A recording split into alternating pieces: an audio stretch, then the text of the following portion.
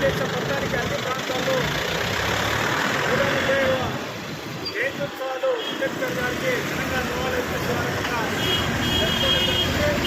అందులో భాగంగానే అయితే హైదరాబాదు కృష్ణనగర్ కార్యచర్యలో ఆటో యూనియన్ వ్యతిరేకంగా సిఐటియు నిరసనగా ఇప్పుడే ఏఎంఎస్ 3 సంఘాల ఆధ్వర్యంలో ఇప్పుడే నిర్వహిస్తూ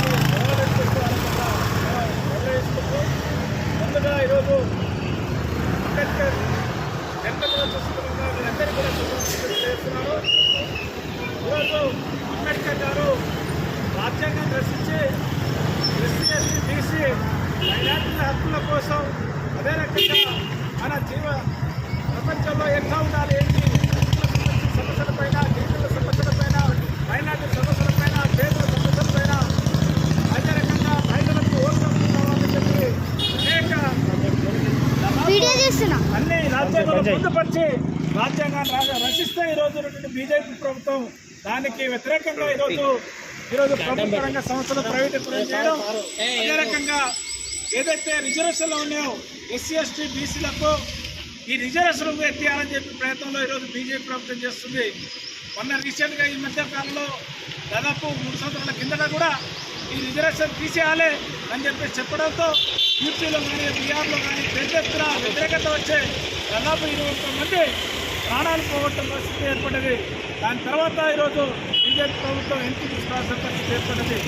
కానీ ఈరోజు బీజేపీ పరిపాలించిన రాష్ట్రాల్లో దళితులపైన గిరిజనులపైన అనేక దాడులు జరిగింది. మహిళలపైన అత్యాచారాలు అదే రకంగా యూపీలో చూసినటువంటి గతంలో మైనర్ అమ్మాయిని కూడా ఈరోజు అత్యాచారం చేసి నాలుక కోసి ఆ రకంగా బయటికి రాకుండా వాళ్ళు మాట్లాడేయకుండా ఆ రకంగా తీసుకునే ప్రయత్నం కూడా చేశారు.